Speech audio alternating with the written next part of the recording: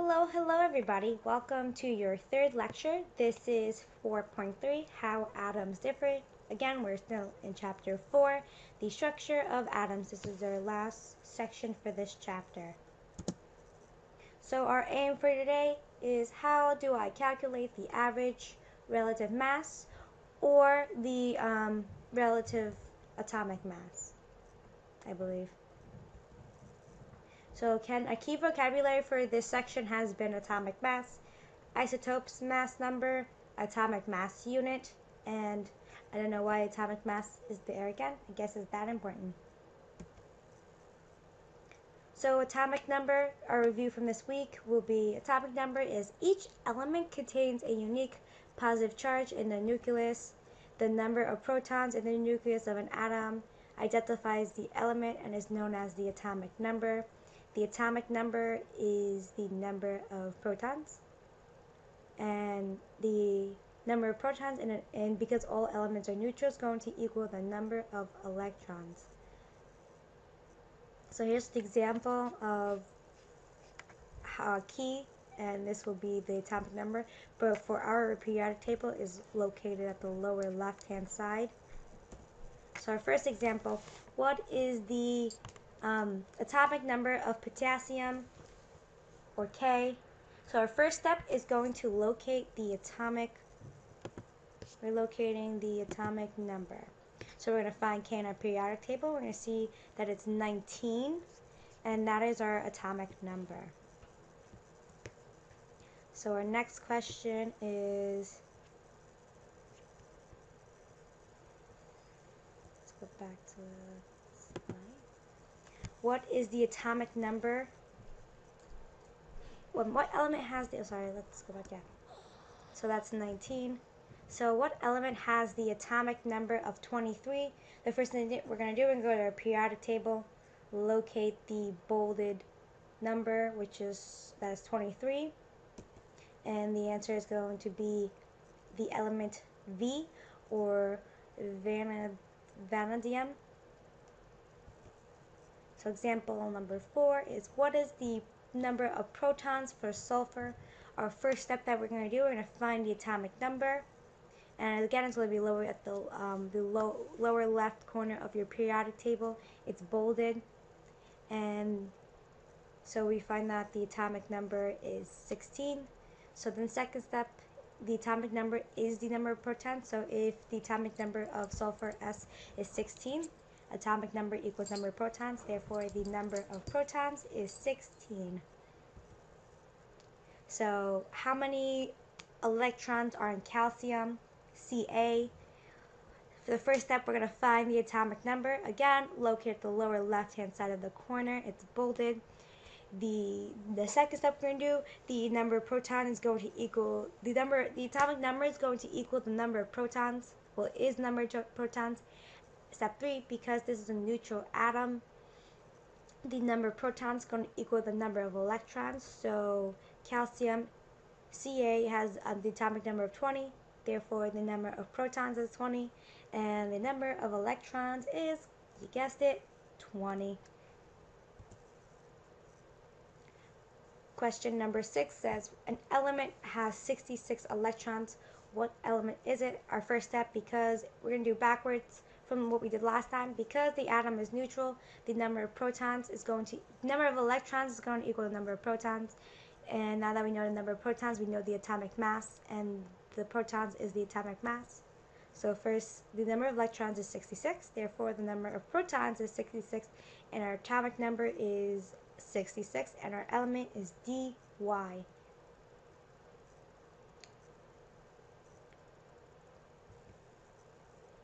So this brings us to the new part of our lecture, isotopes.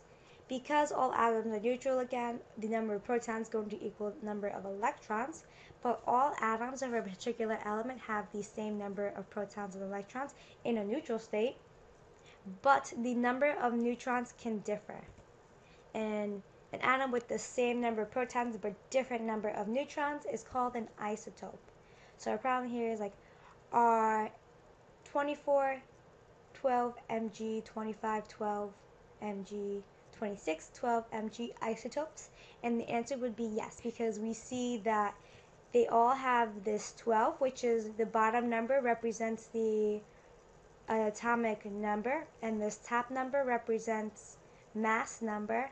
So they all have different masses, and we learned that mass number is just the protons plus the neutrons. So protons stay the same, therefore the neutrons are changing. And again, here's what I said in writing. So mass number. The relative abundance of each isotope is usually consistent. Isotopes contain more neutrons, and isotopes containing more neutrons have a greater mass. Isotopes have the same chemical behavior, and the mass number is just the number of protons plus the number of neutrons. Again, because remember, only electrons have no mass. It weighs 0 AMU, and protons and neutrons each weigh 1 AMU. So protons and neutrons are the only particles contributing to a mass, because they're only ones that have weight to them. So example 1. So again, mass number equals number of protons, or the atomic number. I'm gonna correct that. It should say plus the number of neutrons. So what is the mass number of 7 protons and 7 neutrons? So you just add them together. 7 protons plus 7 neutrons equals 14 AMU. AMU is atomic mass unit. It's just a weight. It's like saying this weighs 14 grams. It's just the weight to it. So our second example, again, let me fix that.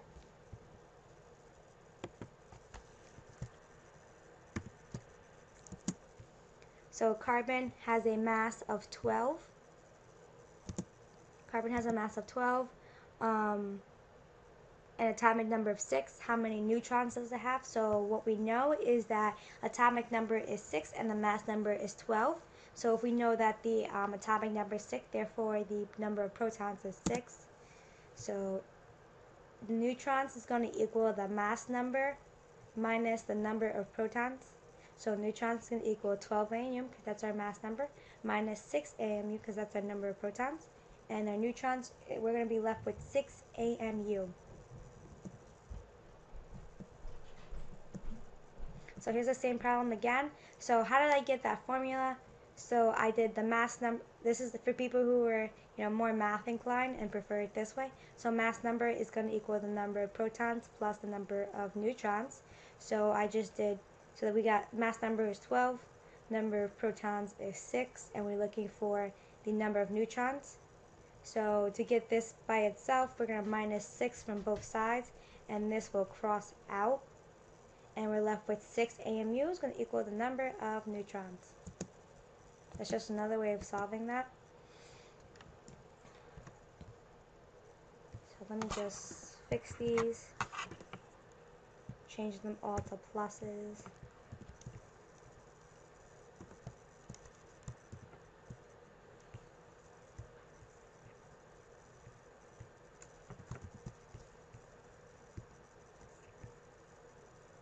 Okay, we should be good. So example number 3, an isotope mercury, Hg, has 120 neutrons. What is the mass number of this isotope?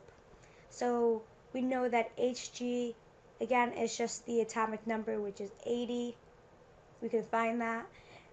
So if we know the atomic number, we know the number of protons is 80, and they gave us that the number of neutrons is 120. So we're going to do 80 AMU protons plus 120 AMU neutrons is going to equal 200 AMU, which is the atomic mass. The mass number, not the atomic mass. So now we're going to look at mass number. So if we look at our periodic table, let's go to my periodic table. We'll notice that if we look at the mass of these, they're not whole numbers.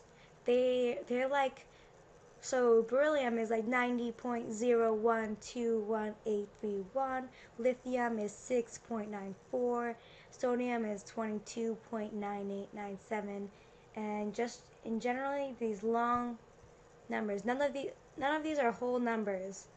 So why is that? So how the mass is calculated for an element, it's called the relative mass unit, or average relative mass number, or average mass number. So what does it do? What does it do? They're again, every element exists in a few different isotopes. So our example we're gonna look at is potassium, and it exists as with 19 mass number of 39, 40, and 41. So again, they all have the same number of protons, different number of neutrons, and we note that as the 19 is the atomic mass at the bottom, and 39 is 19 is the atomic number, and 39 is noted as the mass number. Okay, so they exist at 3 different stages. So what we do, we take the they don't exist equally in those different stages. Some are more than other, and we take the percentage times the mass for each isotope and we add it together. So like, what does that look like? So okay, let's just quickly, the mass of an atom.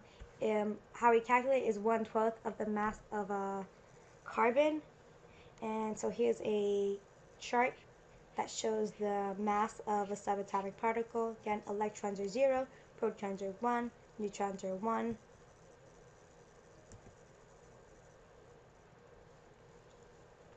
So atomic mass of an element is weighted as the average mass of the isotopes.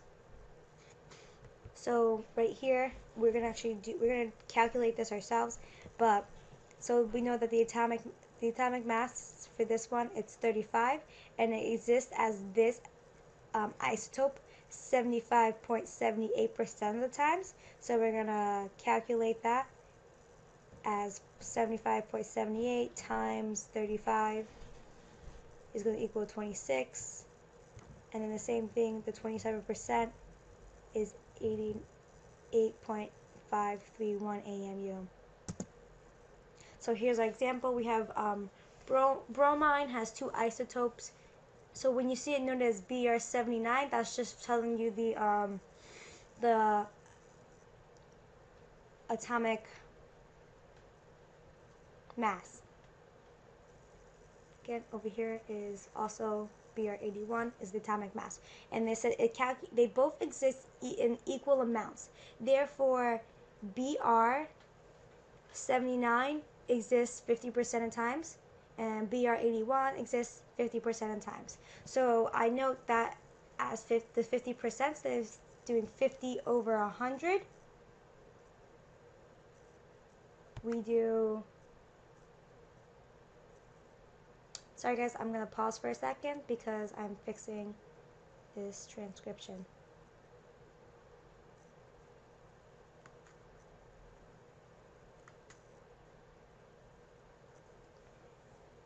So instead of doing 50 over 100, we do 0.50, because it's the same thing as 50 over 100, because that's what our percentage is.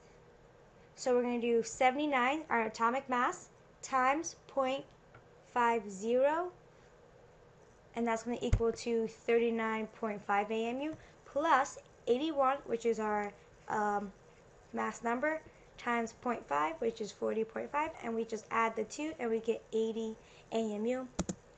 And so for example number 2, we're going to do example. It says, given that the percentage of the abundance of chlorine 35 is 75%, and that of chlorine 36 is 25%, calculate the relative atomic mass of chlorine. So we're going to do 35 times 0.75 plus 35 times 0.25, which is going to equal 26.25 AMU plus 9 AMU, and we're going to get 35.25 AMU. This was just another example. So have a great weekend. Again, so don't forget this. Don't forget to post 2 questions you have about your lecture. And when you guys see this lecture, don't forget to put the period that you're in, because I realized I have about over 100 something chem students, and if I just have their name and their first name and last name, it takes me a while to find you in the different classes, even though I kind of know where everyone is. Again, so have a great weekend. I will be checking homework on Monday. Hopefully everyone has this.